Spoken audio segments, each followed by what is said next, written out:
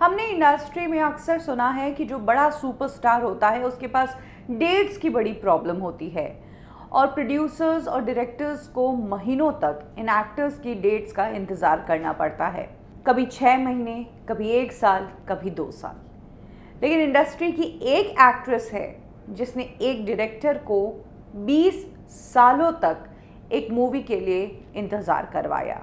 ये एक्ट्रेस है माधुरी दीक्षित। और आज कब की और कैसे में मैं आपको यही कहानी बताऊंगी कि कब माधुरी दीक्षित को इस डायरेक्टर ने ये फिल्म ऑफर की, क्यों माधुरी ने इस डायरेक्टर को इतने लंबे समय तक इंतज़ार करवाया और कैसे इतने लंबे समय के बाद माधुरी का मन बदला।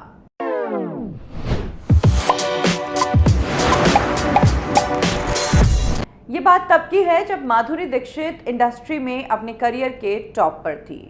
अंजाम फिल्म की शूटिंग के दौरान डायरेक्टर कुंदन शाह जो है वो माधुरी दीक्षित से मिलने गए थे और इसी फिल्म के दौरान उन्होंने माधुरी दीक्षित को एक फिल्म की कहानी सुनाई। माधुरी को कहानी बहुत पसंद आई और रोल जो माधुरी उस दौरान कर रही थी एक प्रेमिका का, उससे थोड़ा हटकर था। उन्हें कुंदन शाह ने एक प्रोस्टिट्यूट का किरदार दिया था।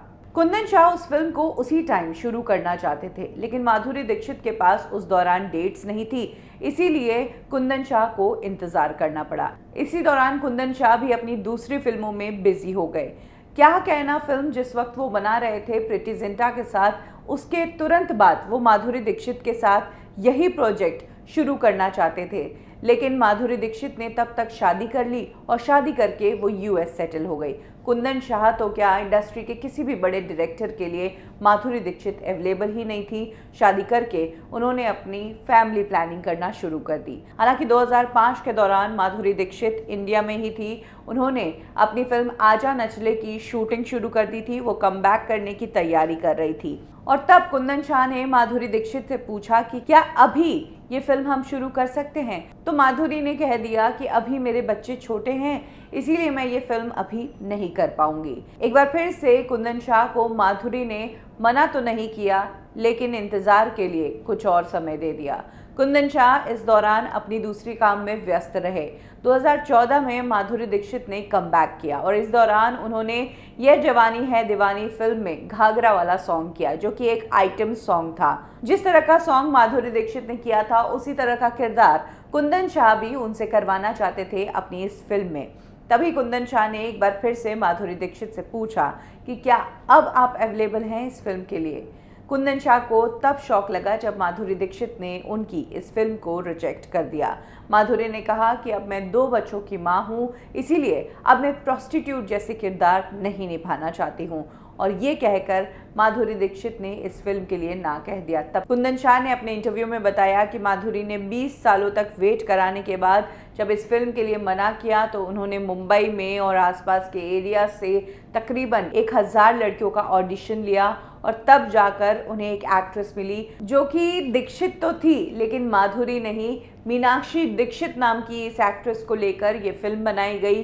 पी से पीएम तक ये फिल्म थी, जिसकी कहानी ये थी कि किस तरह से एक प्रोस्टिट्यूट आगे चलकर प्राइम मिनिस्टर बन जाती है।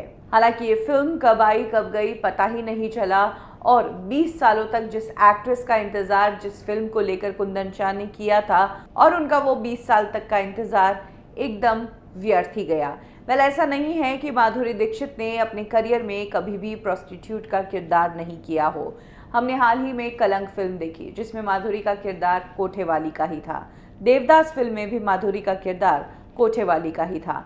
माधुरी ने अपने करियर में काफ़ी अलग तरह के किरदार और राउंची कैरेक्टर्स भी निभाए हैं, लेकिन कुंदन शाह की इस फिल्म के लिए माधुरी ने इतने साल तक उन्हें इंतज़ार करवा के मना क्यों किया, ये तो खुद माधुरी ही जानती है।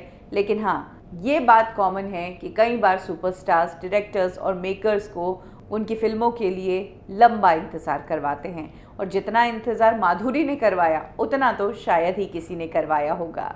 कब क्यों और कैसे में अभी के लिए बस इतना ही। फिर मिलेंगे बॉलीवुड की एक और स्टोरी के साथ। लाइक करें हमारा फेसबुक पेज बॉलीवुड ठिकाना, फॉलो करें हमें इंस्टा पे और सब्सक्राइब करें हमारा यूट्यूब चैनल बॉलीवुड ठिकाना।